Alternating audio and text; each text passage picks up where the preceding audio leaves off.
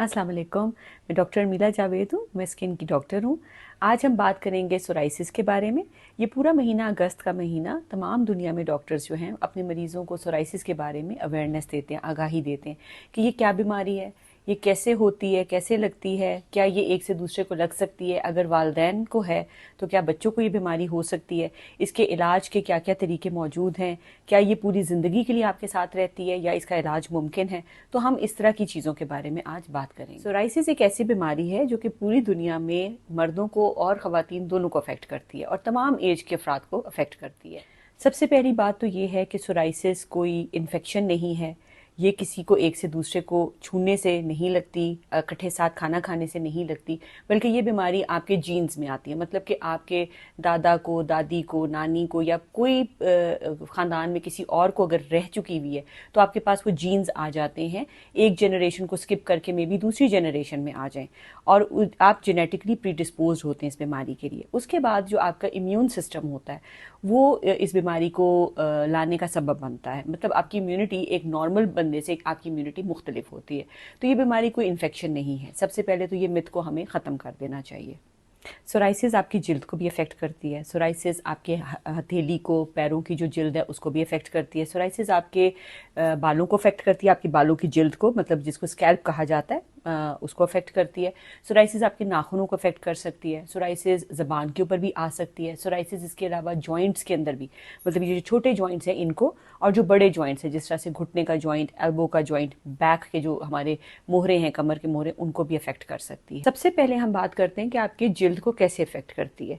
जिल्द के ऊपर मैं आपको कुछ पिक्चर्स दिखा रही हूँ कि जिल्द के ऊपर ये आती है खारिश की तरह, हल्के हल्के छोटे छोटे स्केल्स देती है। सबसे पहले आपको छोटा सा एक गोल सा पैच बन जाएगा स्किन के ऊपर जिसपे आपको लगेगा कि मुझे हल्की फुल्की सी डिस्कम्फर्ट है या खारिश है, और आप उसको खुजाएंगे तो वहाँ पे सिल्वर कलर के स्केल्स आ रहे होते हैं। मतलब स्किन थोड़ी सी थिक हो जाती है और ये आपके जिस्म के किसी भी हिस्से को अफेक्ट कर सकती है, लेकिन ज़्यादातर ये जो कोहनी का हिस्सा होता है यहाँ पर अफेक्ट करती है, घुटनों के पास अफेक्ट करती है, बैक पे, कमर के अंदर डिफरेंट छोटे छोटे पैचेस आ सकते हैं। इसके अलावा जिल्द पे किसी भी जगह पर आ सकती है। कभी कभी ये आपकी हथेलियों और पैरों की जिल्द को भी बहुत बुरी तरह से अफेक्ट करती है। इतनी बुरी तरीके से कि आपको समटाइम्स ऐसे लगता है कि काम ठीक नहीं कर सकते हैं। मतलब जिन लोगों को पाम्स एंड सोल्स का सोराइसिस होता है उनकी जो रोज़मर्रा की ज़िंदगी होती है वो अफेक्ट होती है इसकी वजह से। मतलब कि वो काम सही तरीके से नहीं कर सकते, उनको हाथ पे कट्स पड़ रहे होते हैं, बहुत मोटे मोटे स्केल्स बन रहे होते हैं, चीज़ें उठाने में जो माइनर आपके काम होते हैं करने में आपको प्रॉब्लम होती है। अगर आप कंप्यूटर का काम कर रहे हो तो आप अफेक्ट हो रहे हो, अगर आप स्टूडेंट हो, लिखाई करनी है तो आप अफेक्ट हो रहे हैं, अगर आप हाउस वाइफ हैं तो आपको रोज़मर्रा की जो खाना पकाना है, सब्जी काटनी है, इस तरह के कामों में आपको तकलीफ हो रही होती है। सोराइसिस आपके जिल्द की, जो सर की जिल्द है, इसको भी अफेक्ट कर सकती है। और इसमें क्या होता है कि आपको खुजली होती है, खारिश होती है, स्केल्स बनते हैं, जिस तरह से आपको खुश्की हो रही होती है बालों में। समटाइम्स मरीज को शुरू में समझ नहीं आ रही होती, वो समझता है कि शायद मुझे खुश्की है और वो बहुत अरसे तक बालों में डैंड्रफ का इलाज कराता रहता है, खुश्की का इलाज कराता रहता है। लेकिन जो सोराइसिस होती है वो आम खुश्की से फ़र्क होती है। थिक स्केल्स होते हैं, बहुत अच्छे तरीके से आपकी स्कैल्प के ऊपर जब ये आएगी तो यूं करके पूरी लाइन बना लेगी, मतलब डिमार्केशन होती है नॉर्मल स्किन में और सोराइसिस वाली जिल्द के अंदर। तो इसलिए जब आप डर्मेटोलॉजिस्ट को दिखाओगे तो उसको फ़ौरन पता चल जाएगा कि ये एक नॉर्मल डैंड्रफ, हल्की फुल्की सी डैंड्रफ जो कि शैम्पू के इस्तेमाल से, क्रीमों के इस्तेमाल से चली जाती है, ये वो नहीं है। और आम तौर पे जो स्कैल्प के ऊपर सोराइसिस आ रही होती है, मतलब जो सर की जिल्द में सोराइसिस आ रही होती है, वो लड़कों को, लड़कियों को इक्वली अफेक्ट करती है, लेकिन लड़कों को देखने में आया कि ज़्यादा अफेक्ट करती है। और जो यंग एज के लड़के लड़की हैं वो ज़्यादा रिपोर्ट करते हैं कि हमें खुश्की हो रही है, और वो काफ़ी अरसे तक अपने डॉक्टर से खुश्की का इलाज करवाते रहते हैं। नेल्स को भी अफेक्ट करती है सोराइसिस। और नेल्स के ऊपर क्या होता है कि आपके नाखून थिक होने लग जाते हैं, मोटे होने लग जाते हैं, उनका कलर ख़राब होने लग जाता है। नाखूनों पे शुरू के टाइम पे छोटी छोटी पिट्स भी आती हैं। पिट्स होती हैं जिससे एक छोटे छोटे सुराख सुराख से आपको फील होती हैं। आपके नेल्स समटाइम्स थिक नहीं होता शुरू में, लेकिन पतला होने लग जाता है, उसे बारीक बारीक लाइंस आने लग जाती हैं, नेल आसानी से टूट जाता है। और उसके बाद नेक्स्ट स्टेज के ऊपर क्या होता है कि नेल आपका थिक होने लग जाता है। शुरू में अगर एक या दो नेल्स अफेक्टेड हैं तो कभी कभी इसको मिस डायग्नोसिस के साथ फंगस भी कंसिडर किया जा सकता है। मतलब ऐसे भी लगता है कि शायद फंगल इन्फेक्शन है, लेकिन फंगल इन्फेक्शन नहीं होता। मैं अभी आपकी मुलाकात एक मरीज से कराती हूँ जिनको नेल सोराइसिस है। अभी हम बात करेंगे अपनी साथ काम करती हैं हमारे साथ, उनके नेल्स के ऊपर सोराइसिस है और बहुत अरसे से नेल्स के ऊपर सोराइसिस है। तो साथ भी दिखाइए, ये देखें हल्के से आप देखो नेल्स येलो हो जाते हैं और हाइपर कैरोटोटिक हो जाते हैं, बट इन्होंने बहुत अच्छे से मेंटेन किया हुआ है। पाम्स एंड सोल्स मतलब जो हाथ की हथेली हैं वो बिल्कुल क्लियर है। पैरों पे भी सिर्फ नेल्स के ऊपर सोराइसिस आई हुई है, लेकिन ना तो इनको जॉइंट पेन्स हैं, इन्होंने बड़ा अच्छा सा मैनेज किया हुआ है and she is been working. आप देखिए मैंने इनके हाथ पकड़े हुए, ये डिजीज़ एक से दूसरे को नहीं लगती, this is not contagious and she is been working with us for more than 20 years. Thank you ji. Psoriasis पूरी दुनिया के अंदर मर्दों और ख़वातीन को दोनों को अफेक्ट करती है। ये आप स्लाइड में देखेंगे कि इसमें पता चल रहा है कि पूरी दुनिया में मर्दों को और ख़वातीन को दोनों को इक्वली अफेक्ट करती है और तमाम एज ग्रुप्स इससे अफेक्ट हो सकते हैं। लेकिन आम तौर पे 20 साल की उम्र से 30 साल की उम्र के जो नौजवान अफराद हैं वो डर्मेटोलॉजिस्ट के पास ज़्यादा रिपोर्ट करते हैं और उसके बाद ये बीमारी कभी कभी पूरी ज़िंदगी चलती है, आपका साथ देती है। इस बीमारी की क्या क्या इलाज मौजूद हैं? इस बीमारी को हम लोग शुरू में, अगर ये माइल्ड है तो हम ट्रीट करते हैं कि हम कुछ क्रीम्स लगाएं, कोई ऐसी चीज़ें दें कि जो लगाने से आपका इलाज मुमकिन हो।